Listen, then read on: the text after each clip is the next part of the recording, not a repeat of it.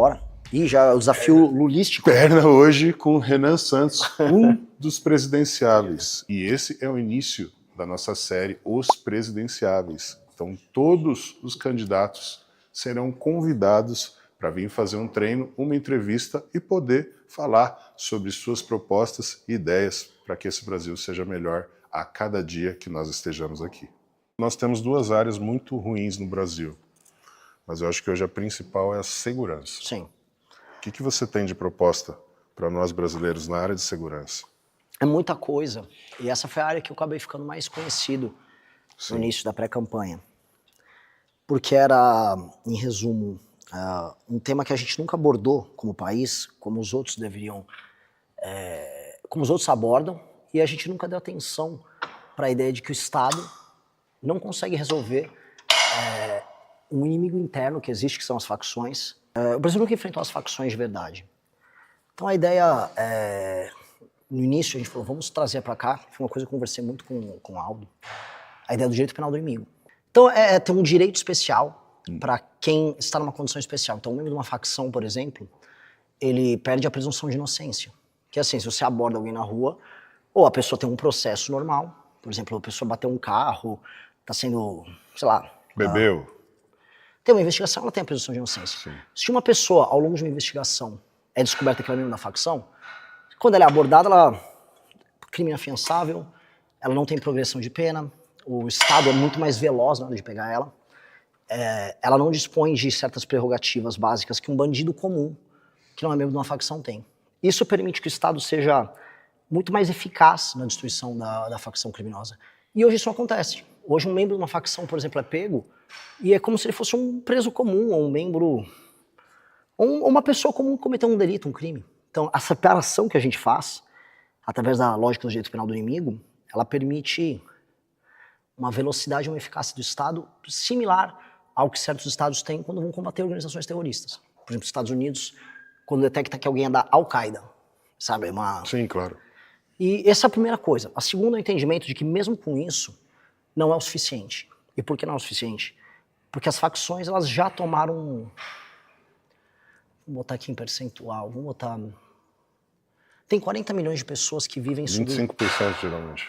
Sob o jugo do crime organizado. Sim. Ou seja, as pessoas têm que alterar a dinâmica de vida delas, tipo, o jeito que ela sai de casa, a regra, se ela pode usar um Uber ou não. Agora mesmo na Rocinha, no Rio de Janeiro, o Comando Vermelho passou uma ordem, se você pedir qualquer aplicativo, Uber, ou Uber Moto que tem, você toma tiro.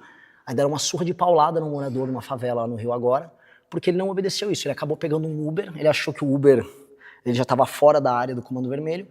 Aí o Comando Vermelho, não, aqui não pode. Deram uma surra de pau no cara. Eles têm um próprio sistema também agora de aplicativo? Tem. E eles estão, assim como quase de todos os outros sistemas de internet, gás, essas coisas, eles já que é onde está o faturamento milionário deles. Então, essa é uma situação excepcional em que o direito penal do inimigo se aplica, mas o Estado vai ter que acelerar a atuação dele porque nós temos que libertar essas mais de 40 milhões de pessoas. E aí entra a ideia, e assim, os outros candidatos, sem querer ser crítico, mas já sendo, eles estão imitando essas coisas. Eu fui o primeiro a trazer a ideia do direito penal do inimigo para o debate público no Brasil. E aí agora os outros estão falando, beleza, ótimo, que todos falem. Agora, a da guerra contra o crime especificamente eu não vi ainda. Que é colocar em estado de defesa, que é um status especial que existe dentro da Constituição, favelas e cidades que estão sob o comando do crime. E aí, com o auxílio das polícias e das Forças Armadas, o governo federal e os governos estaduais entrarem, tomarem esses lugares, colocarem um quartel específico, e aí você sair prendendo, ou, se for o caso, passando fogo nos membros das facções. E ali você liberta essas pessoas. Com uma legislação, aí sim entra o direito penal do inimigo já válido, montar uma nova facção passa a ser muito penoso, passa a ser muito difícil. E é uma guerra que duraria no mínimo 2 anos. Buqueilizar o Brasil. É isso. É fazer o que ele fez e entendendo que o Brasil é diferente. Por exemplo, você vai pegar o PCC. O PCC ele opera no Porto de Santos, opera na Baixada Santista, opera lá para Mato Grosso do Sul com a entrada da droga. Aí você vai ter que usar aeronáutica para pegar os aviões que entram com a droga pela Mato Grosso do Sul. Você vai ter que tomar a Baixada Santista inteira. Você vai ter que fazer uma intervenção no Porto de Santos. Então, com o PCC é uma estratégia. Comando Vermelho é recuperação de território. Toma as cidades deles, é igual jogar War. Então, o governo federal vai ter que fazer uma super estratégia articulada. E esse é o mérito principal do nosso plano. A gente articularia com os governadores, e o governador que não quiser ajudar, a gente faz uma intervenção no estado dele. Vou dar um exemplo. Bahia e Ceará, os governadores não... Acho que eles não cooperam na luta contra o crime. Na verdade, minha experiência nesses dois estados, o que mais me parece é que eles cooperam com as facções. E aí eu tenho que ser cuidadoso, porque eu já fui condenado por falar desses governadores, mas eles... sendo cuidadoso, assim, para não tomar processo... eles meio que utilizam as forças policiais para fazer outras coisas que não combater o crime, vamos colocar assim. Teve uma cidade que eu visitei, essa até vale vocês fazerem um IRL, porque parece videogame, parece que está naquele Red Dead Redemption. Esse mesmo. Muito bom esse jogo. E é uma cidade fantasma, parece uma cidade de Velho Oeste, uma cidade antiga, lá no Ceará. Pedi até para achar o nome da cidade certinho, eu sempre esqueço o nome dela, aquele vilarejo que a gente foi. Morada Nova. Qual? Morada Nova. Morada Nova? Fantasma? A cidade fantasma. Morada Nova. Morada Nova. Ela é um distrito de uma outra cidade. Você chega lá, por que parece um filme de terror? Todas as luzes estão ligadas na cidade. Tudo. A quadra da cidade está ligada, tá tudo ligado. Você fala, então tá acontecendo alguma coisa. Não tem uma pessoa. O Comando Vermelho tomou a cidade, e aí o que o governador fez, que essa foi a parte que mais me revoltou, o governador usou a polícia para escoltar as pessoas para fora. Então a polícia foi chamada, não para pegar os caras de pau, foi chamada pelo governador e falou, retire a população daqui. E aí o Comando Vermelho tomou a cidade. E ali virou uma base do Comando Vermelho. Quando eu fui lá, o Comando Vermelho já tinha sido expulso para os arredores. E a cidade estava só vazia. E aí você andava na cidade, tipo, 11 da noite, meia-noite, um jumento andando sozinho na rua, porco andando na rua, os cachorros das pessoas que ficaram abandonados andando. Cena de filme, assim, ou de videogame, sabe? Animais vagando ali. Animais vagando, um único morador, que era um bêbado, tomando uma cachaça sozinho à noite na rua. Então, isso realmente acontece. Essas coisas não... Elas estão muito mais presentes no dia a dia do que a gente imagina. Sim. O Nordeste, nós então... Nós tivemos essa noção quando nós subimos para lá, impressionante. Não é? A região Norte e Nordeste... O quanto é largado. O quanto é largado. E os governadores daquela região, eu até tenho uma polêmica comigo que eu falei, os políticos do Nordeste não prestam. Os governadores da região realmente não fazem nada para evitar. Absolutamente nada. O Comando Vermelho toma uma cidade inteira e o governador tá nem ligando. Então, nesses lugares, se o governador não quiser, a gente vai fazer. Então, essa é uma dinâmica de combate ao crime organizado que vai ter um resultado em todo o resto. Porque o ladrão de celular, vamos dizer que o cara roubou o teu celular, ele vai ter que entregar esse celular para alguém, que é o receptador. O receptador já é da facção. E o ladrão de celular, se for pego pela polícia, vai ter que contar com a facção. Então, você não tem mais um ladrão de celular que não seja um faccionado. Então você destruiu o aparato da facção, você faz com que o roubo dessas coisas se torne menor. Roubo de carro também. Então você vai diminuir muito o crime em geral. Independente do que aconteça, o rumo que você está tomando na sua vida, você vai ter que administrar isso dessa forma. E é muito caótico. Assim, a campanha que a gente está fazendo, ela realmente é caótica. Numa campanha, em geral, um cara de partido grande, eles têm um jatinho. Não estou nem julgando aqui. Eu adoraria ter também. Faz uma diferença, assim... Você está usando fundo eleitoral? Não. Sem fundo? Tá, sem fundo. Porque, assim, não é nem que eu tô fazendo eu sou um herói. É que eu nem tenho. Você não tem fundo? Não, a gente fundou o próprio partido. Então, o partido era nosso, ele foi fundado no final do ano passado e ele tem 0 de dinheiro. Então, o que a gente tem é de doação. E aí, o que a gente faz? No máximo, pega um voo, a gente vai para um estado, vai, por exemplo, pro Maranhão. Aí lá a gente aluga 2 carros e sai rodando. Quem é seu político de inspiração? Tem muitos. Assim, o principal exemplo que eu dou de um cara brabo chama Lee Kuan Yew. Lee Kuan Yew, ele é o ídolo, inclusive, do Bukele. Ele é o cara que pegou Singapura, um lugar absolutamente favelizado, destruído, sem nenhum respeito próprio, não tinha saneamento básico, um dos lugares mais pobres da Ásia. E hoje, quando a gente fala em Singapura, é um dos lugares mais incríveis do mundo. Sensacional. Foi. Assim, ele pega pra valer nos anos 60, já nos anos 80 já era um negócio admirável. 2010, você já falava, cara, eles ultrapassaram os Estados Unidos, Japão, China, todos os índices de educação, produtividade. E hoje é um super lugar. Não tem você pode lamber o chão, ninguém joga uma bituca. Inclusive as leis, né, com relação a isso. Super duras. Jogou uma bituca de cigarro, você vai ser multado. Que é o que eu acho que o Brasil precisa. Índice de saneamento, na época, década de 60 e 70, era o Brasil. Era baixo, era nível Índia. Era nível naquela Índia. Época. Era inacreditável. Hoje em dia... Doenças bizarras, conflitos, super violento também. Então, esse cara, eu acho que esse cara foi o maior administrador político do século XX, isso com certeza. E é o maior case. E o Bukele, tu não fala do Bukele na parte de segurança. No fundo, o Bukele está querendo fazer lá, em El Salvador, o que ele fez em Singapura, que é o que eu acho que a gente precisa para o Brasil. No Brasil, assim, a indisciplina do brasileiro tá desde da bituca de cigarro, do lixo no chão, da favelização. A favelização começa aqui antes de acontecer Não tem como achar a favela bonita. Não tem.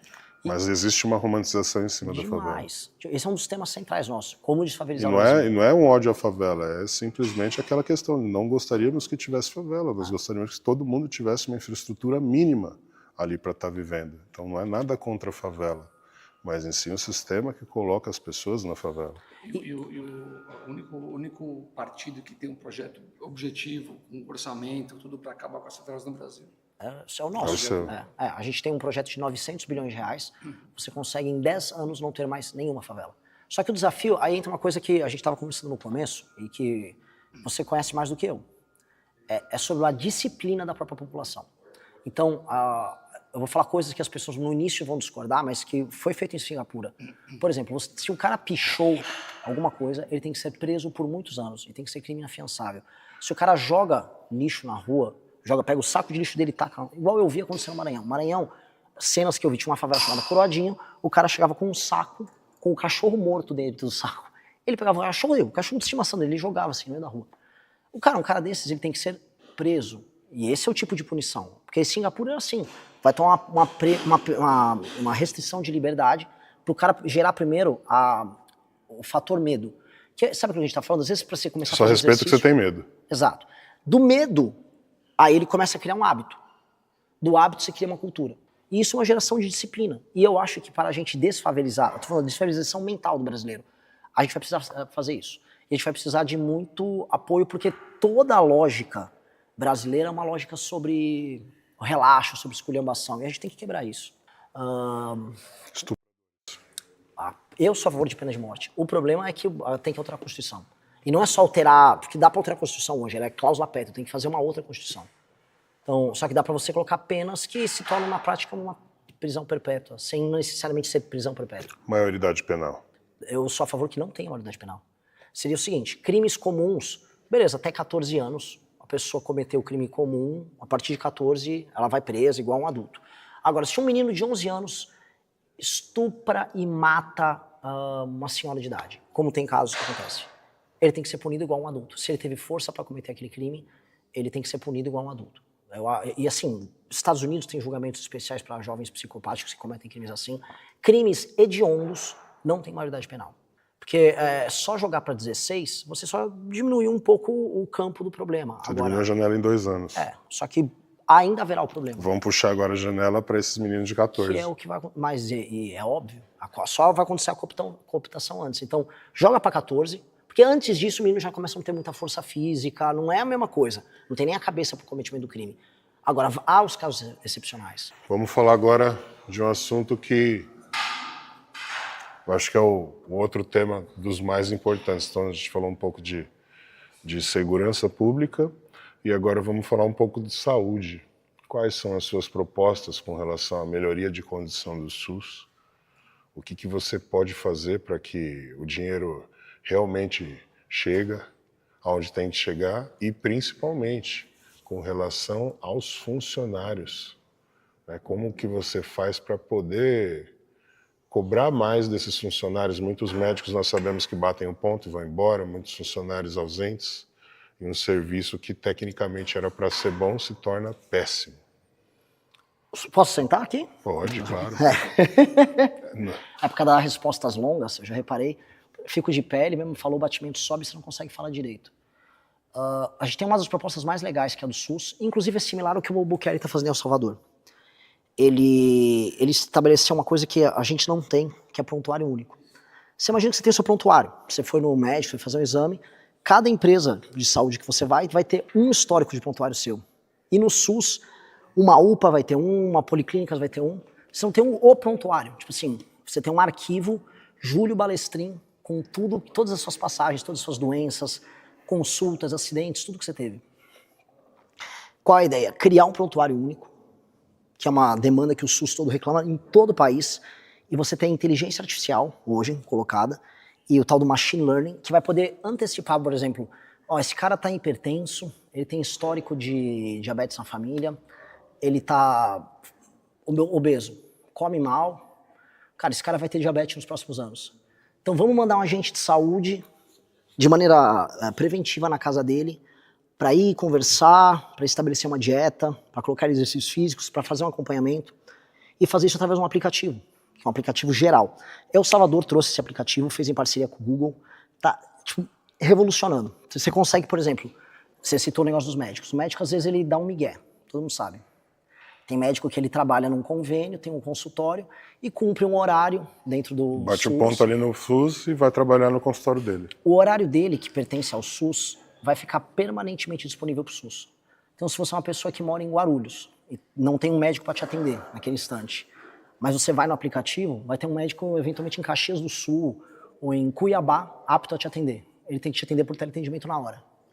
Então você começa a tirar os atendimentos, depois os exames, as filas dos exames, tudo muito, muito mais rápido. E como ele está conectado no sistema, ele não consegue ficar offline. Ele recebe o chamado na hora e ele é obrigado a cumprir. Porque a maior parte das doenças que acabam se tornando doenças crônicas ou que geram gasto ao longo da vida são doenças baseadas em comportamentos ruins. Ou obesidade, ou falta de exercício físico, alimentação como um todo ruim, hábitos ruins.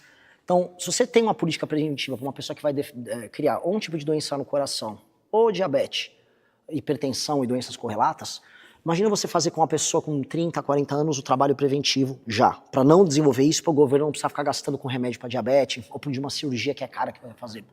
E aí você vai fazer um trabalho sério para alimentação, e você poder medir isso através do aplicativo, alimentação e exercícios físicos, e aí fazer essa política de retirar impostos em toda a cadeia de academias e também em lugares de treinamento de luta, etc., para que a pessoa que estiver fazendo exercício físico recorrente não pague nenhum imposto nisso aí. E aí, isso mais, também tirar impostos de alimentos saudáveis e ter o acompanhamento, com o agente de saúde acompanhando a pessoa vai economizar, vai melhorar o estilo de vida dela, o SUS vai gastar menos, você vai evitar gastos absurdos com acompanhamento médico ou tratamento médico, que às vezes é caro, para essa pessoa ao longo da vida. Você melhora a qualidade de vida da pessoa no longo prazo, torna ela mais produtiva no longo prazo, e o governo ainda gasta menos.